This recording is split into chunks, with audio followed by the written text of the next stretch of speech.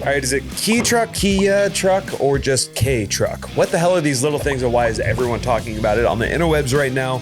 I mean, usually we're playing with something so big that you need a spotter just to get through a McDonald's drive-thru, but today we're going full opposite, going with the Widow guys, the Widow Japanese Kei Trucks. Let's talk about it. Today we're talking about Japan's tiniest legal work rigs. And get this, the biggest advocate for these tiny little nuggets is good old President Donald J. Trump 2.0. He was right. All right, the story goes, Trump goes to Japan, he sees these little trucks and cars everywhere. They're really cute. And comes home like, why don't we have any of these cute little petite trucks in the United States of America? And honestly, the man has a point because a lot of what he's seeing are these little but surprisingly capable pickups called Kei Trucks. So let's break it down. What the heck is a Kei Truck? Why is Japan obsessed with these vehicles that look like little Tonka toys? And why can't you get one in the United States of America? It got a little whack, yo. In Japan, Kei is short for Keijidosha, which literally translates to light vehicle.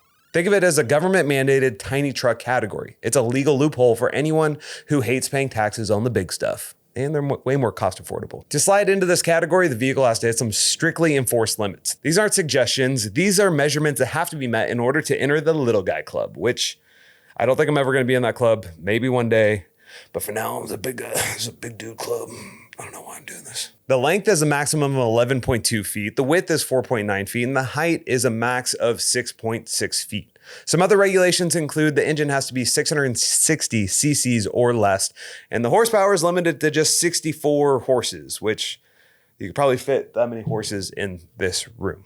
And the purpose of the Kei Truck is primarily for transporting property, so like think of a truck or a van. The translation, if your Ford F-350 ate one of these, it would probably still be hungry, and the engine on these Widowigs sounds like an angry sewing machine trying to run a marathon. They're small but mighty. Kei Trucks are the pickup version inside that same category as a really tiny footprint, same tiny engine, but with a flatbed out the back so it could actually work for a living. Japan set these rules up after World War II to push affordable, tiny vehicles people could actually park. They could actually fuel up without having to sell their newborn child, and you could pay taxes on it as opposed to working 5 extra jobs just for the car payment. In return for staying within those modest measurements, owners get huge breaks on taxes and insurance. That's why you see these little workhorses everywhere on the island of Japan.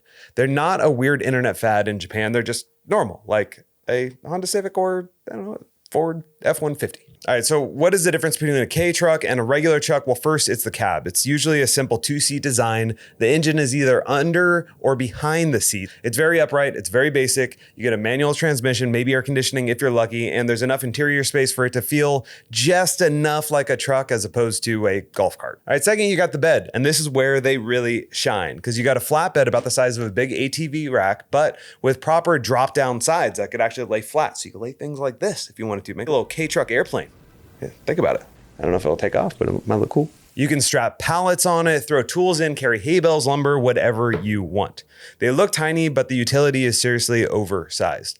I've personally seen these things hauling loads that look like they belong in a semi-truck and with some questionable aerodynamics, but it's a classic little guy can carry more than you think scenario. Now, one of the third benefits is really the weight and power. Most of these Kei Trucks weigh around 1,500 to 1,800 pounds.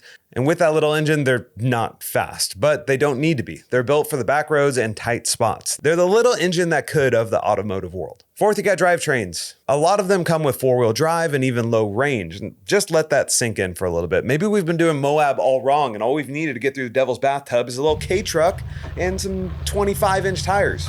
Hey, I think it could happen. You're looking at a miniature work truck that can crawl, not just a cute delivery toy. So why does an entire highly advanced nation love these small package vehicles so much? Well, here comes the internet, still undefeated. A quick side note, if you like Kei Trucks, off-roading and overlanding, and want to see vehicles like that being brought into the US, consider hitting that like and subscribe button. It helps push this video out so we could really get a lot of people behind this new initiative and make sure the government knows that we want small trucks and we want them now. All right, that's it. Back to the video. Kei Trucks really solve 3 huge problems over there. You got narrow streets, high taxes for vehicles, and the need for a cheap, reliable workhorse in rural areas. Think of it this way. Their big problem is space. These trucks are the small solution. In cities like Tokyo, real estate is insane. Parking is brutal, and trying to drive a big truck through some of these alleys is an absolute nightmare.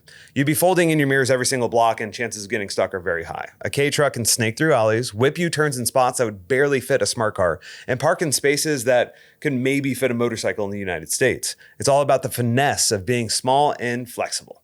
Two things that I am not. I'm okay with it. In the countryside, it's all about cost and practicality. Farmers, gardeners, construction crews, they love these little trucks because they're cheap to buy, they're cheap to run, and durable enough to bounce down muddy farm roads all day.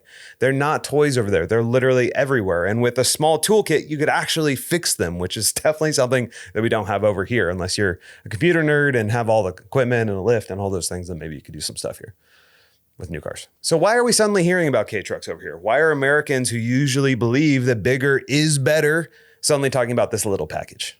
Reason number one, the internet discovered them every time someone posts a lifted Kei Truck on mud trains, maybe a cool wrap or some other modifications. The algorithm goes nuts. It's like the cartoon truck that wandered into real life and now is ready to throw down. They just look cool and everyone's liking it and sharing it. And so that's one reason. Reason number two, imports have increased dramatically in the US. Under the famous 25-year rule, you can legally bring in an older Kei Truck, and a whole cottage industry has popped up in Japan, shipping them over to the States.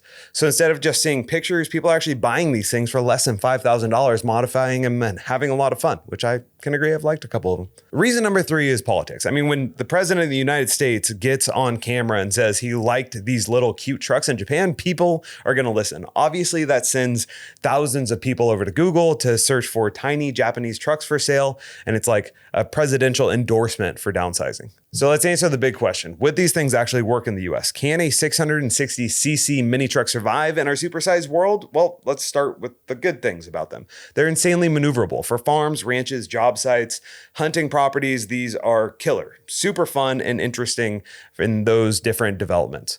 Four-wheel drive versions with a low range will scramble up some sketchy stuff, and maybe you live on a crazy property out in the middle of nowhere. This could be something that saves a lot of fuel and gets the job done in a really tiny package. Fuel economy is great on these. I mean, you're feeding a 64 horsepower engine versus a 6-liter V8. The parts are simple, maintenance is really basic, and the kind of truck that you could keep alive with just hand tools and stubbornness and maybe some YouTube videos, which we know a lot of our viewers definitely appreciate a car like this. Land Cruiser much? Right? Bring it here. Maybe the Champ? I don't know. And they're fun. There's something absolutely hilarious about bombing around your property in a tiny right-hand drive truck that sounds like an angry mosquito.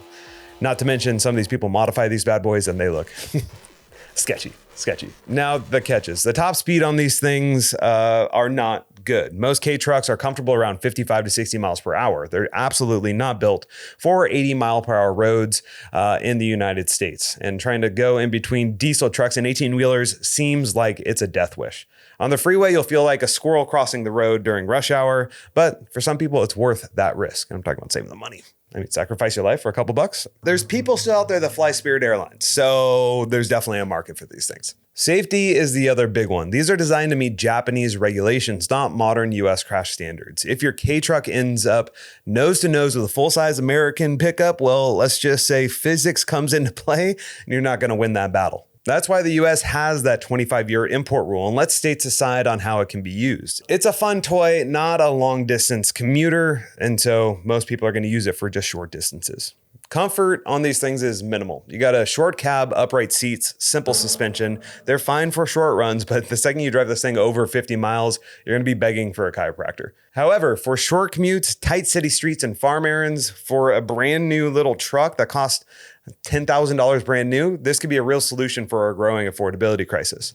Now, let's say size, safety, and emission standards chillax a little bit in the United States. What would this actually look like? Could you imagine for a second a Ford Raptor version of a Kei truck? Call it the Ford Compy. Little Jurassic Park reference there from my millennial kids.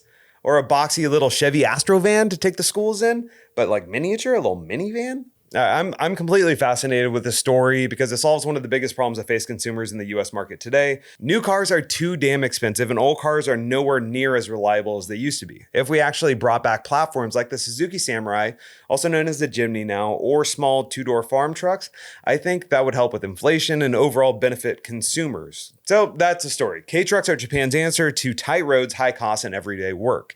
Now they've got the president asking, why aren't these cute little cars in America? They're really nice, less expensive, and it really gives people a chance to have a car. And a whole bunch of Americans are discovering the fun of this little guy. All right, so in the meantime, while the politicians figure all this out, we at Ford 4x4 are still going to give away some of the biggest, baddest trucks in the country.